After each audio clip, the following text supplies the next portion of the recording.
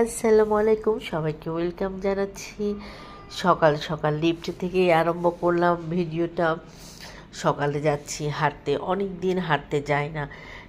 গতকালকে রাত্রে প্ল্যান করেছিলাম যে একটু হাঁটতে যাব, আর ওই চিড়িয়াখানা রোডে যে সবজিগুলো নিয়ে বসে মাছ সবজি, ওইখানে একটু যাব সবজি কেনার জন্য।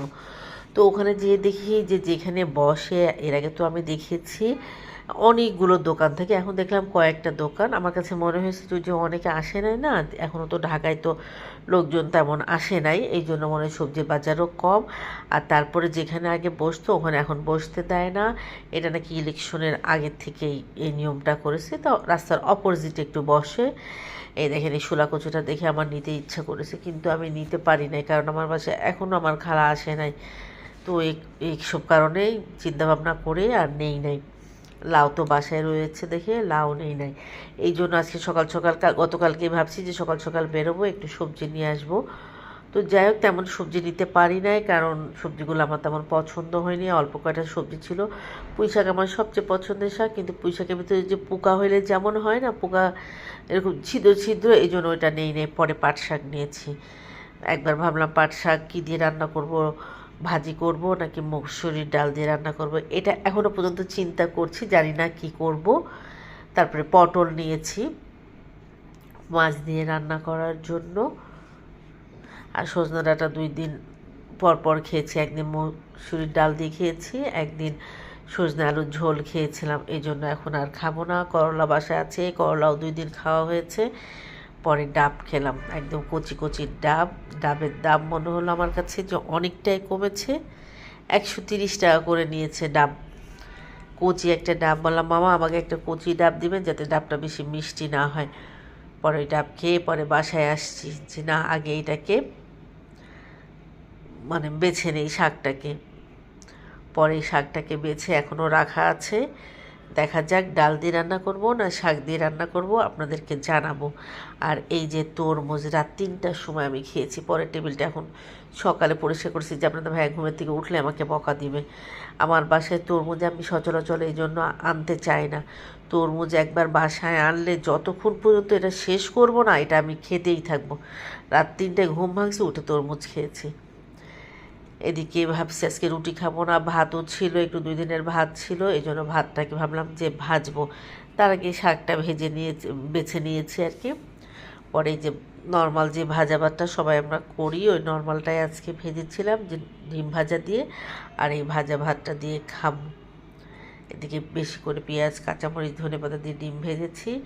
সোফায় নিয়ে এসে বসে বসে মজা করে খেলাম 1 প্লেট হচ্ছে ভাজা ভাত আর ডিম ভাজা। ভাজা ভাতের সাথে ডিম ভাজা কত মজা লাগে না বলেন, গরম গরম ভাত আর ডিম ভাজা। এদিকে আজকে সন্ধ্যার সময় কোনো নাস্তা ছিল না, সেই জন্য সুজির হালুয়া বানিয়েছে আর কি, শুকনা করে ঘি বেশি করে দিয়ে একদম।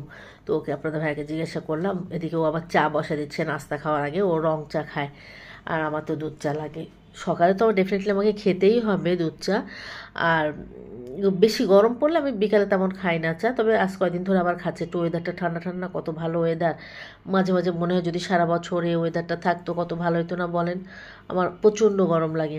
তারপরে এই সুজির হালুয়াটা, বললাম না ঘি দিয়েছি অনেক, এত মজা। সামনে রাখা রয়েছে ননস্টপ, মনে হচ্ছে খেতেই থাকি, একটু একটু একটু একটু করে মুখে নিতে নিতে অনেক খেয়ে ফেলেছি। পরে আপনাদের ভাইয়াকে বললাম যে তুমি এটাকে সরাও, নাহলে আমি সব শেষ করে ফেলবো একদম। মানে এতটা। সুজির হালুয়া অনেক রকমের বানায় না, দুধ দিয়ে বানায়, দুধ ছাড়া বানায়, নরম বানায়, এই বানায়। আমার এটা একদম পুরো স্পেশাল, একদম উপরে একটু ঘি উঠে থাকবে আর শুকনা শুকনা। এটা কিন্তু লুচি পরোটা, তারপরে হচ্ছে সাদা রুটি, এগুলো দিয়ে খুব ভালো লাগে খেতে। যে কোনো মানে সুজির হালুয়া যেভাবেই রান্না করো না কেন, খেতে ভালোই লাগে। পরে আপনাদের ভাইয়াকে বললাম লুচি বানাবো, বললো না দরকার নেই, যেহেতু আমার রুটি পরোটা সবসময় করা থাকে, তো বললাম আমি একটা রুটি দিয়ে খেয়ে ফেলবো। আমি আর খাই নাই রুটি, আমি তো একটু করে এই খেতে খেতে একদম ক্লান্ত। তারপরে ওই মিষ্টি খাওয়ার পর মনে হচ্ছে কেমন যেন লাগতেছে। পরে অল্প একটু ভাত নিলাম, শুকনো মরিচ পোড়ানো ছিল, রোজার সময় বেশি করে পোড়ায় রাখছি। আর কচকচা কাঁচা পেঁয়াজ নিয়ে এই অল্প একটু, যে এক মুঠ ভাতটাকে ভালো করে সরিষার তেল, শুকনো মরিচ, কাঁচা পেঁয়াজ দিয়ে চটকায় একদম অপ অপ করে খেলাম। কি মজা মিষ্টি খাওয়ার পর এটা খেতে, আর অনেক ঝাল হয়েছে। এগুলো আমি যখন খাই আপনার ভাই তো দেখে না, নাহলে বকা দেবে আমাকে। অসময়ে ভাত খেলে একদম পছন্দ করে না অসময়ে ভাত খাওয়াটা। তারপরে একটু পপকর্ন ভাজছি। মানে আজকে আমার কি হয়েছে সন্ধ্যা থেকে, আর মারিয়া মিনহারাও তো কেউ নাই, ওরাও পছন্দ করে। পরে ওদের ভিডিও কলে ওদের সাথে কথা বলছে। মিনহা বলছে আমার জন্য রাখছো, আমি আবার নামানোর আগে একটু ম্যাগি মশলা দিছিলাম।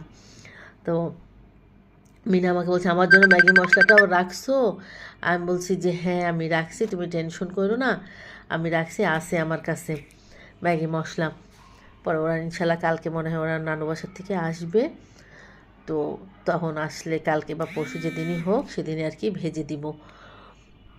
এই হচ্ছে আমার পপকর্ন ভাজা। তারপরে ছেলেকে নিয়ে, আমার ভাইগুলো পছন্দ করে না তেমন, খুব কম।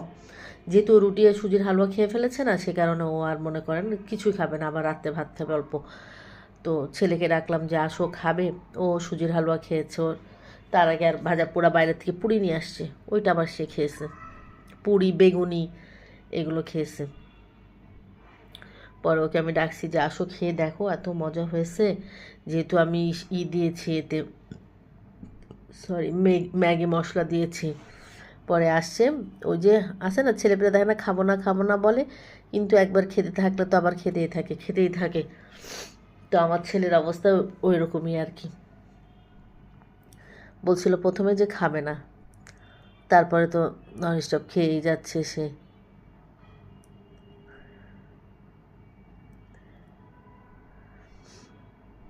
ভালো লাগতেছিল অনেক ম্যাগি মশলা দিয়ে।